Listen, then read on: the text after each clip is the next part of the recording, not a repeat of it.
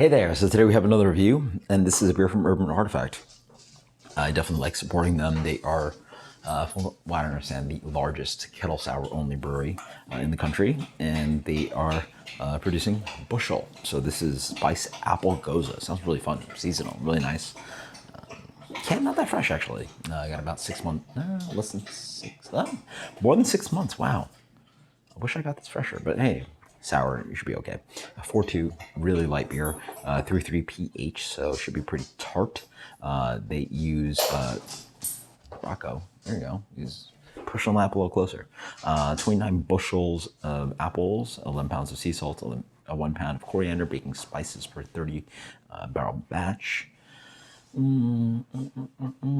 you get a guy picking up some apples over here.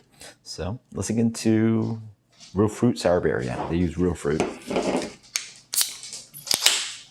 But nice and pretty light beer. Nice to have after a slowish kind of shift. So let's take this guy, Bushel. Really nice kind of name on that. Really skinny, light beer, 4.2. Beer is really light. It looks like a Gose, yeah. Nice kind of straw color.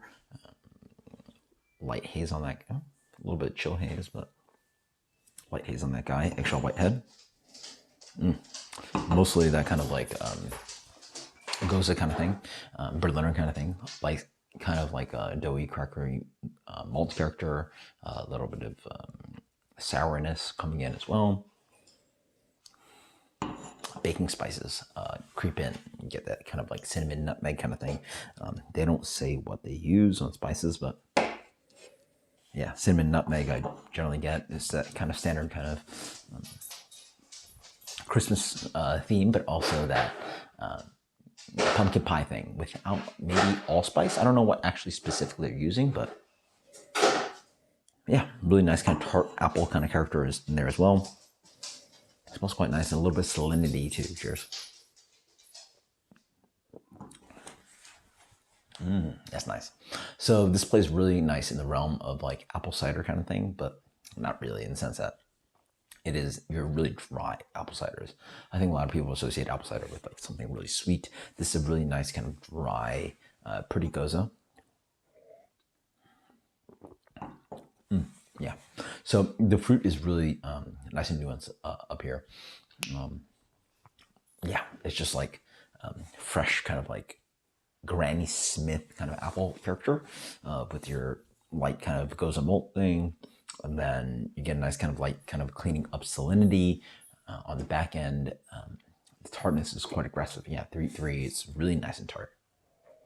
And then surrounding that is a really nice, pretty like baking spice thing, but it's not a Christmas beer. It's not a, pie. It's not a cake. It's not desserty.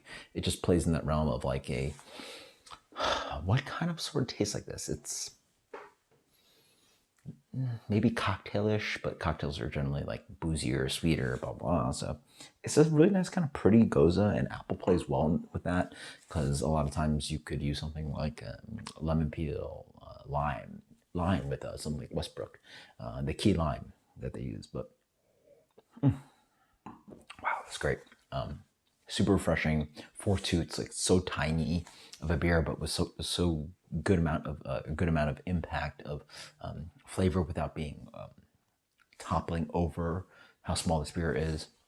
Yeah, this is a utility beer for sure. Yeah, you have this at a party.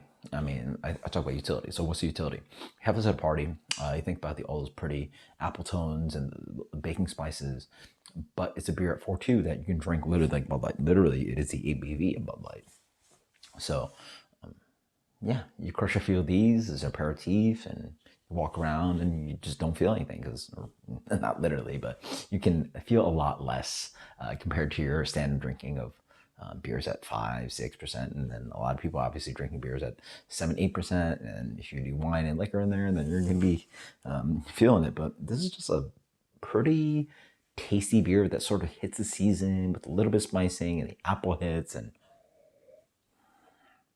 it's really nice and refreshing. And again, if you're doing something with a lot of food and something heavy, you just go into this guy and it's tart, refreshing, and Still has all those pretty flavors, and yeah, that's just, I mean, it's pure utility right here with great construction, wonderful balance of fruitiness and the spice being really nuanced, and they put a nice acidity behind the base beer. So this is a great job.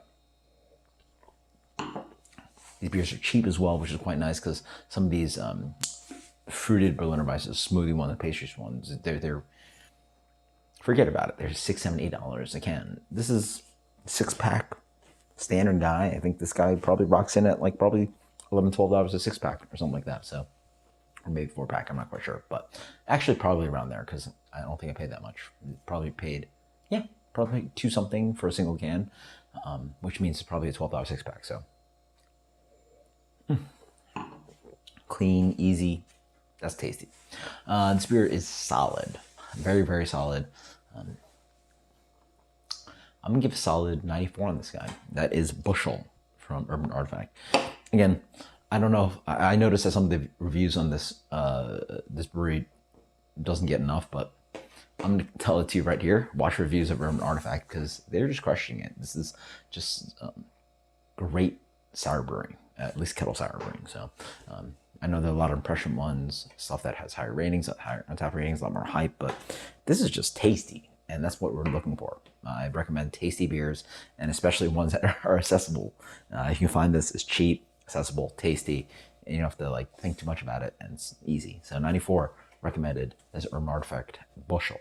Check it out, and I will review more Urban Artifact for my personal preference, but you guys post in the comments below what you think about Urban Artifact, because I mean, if you guys don't want to watch it, then I guess let me know. Maybe I'll push back on those and find other beers to review for you guys, but I just really recommend this stuff. Like,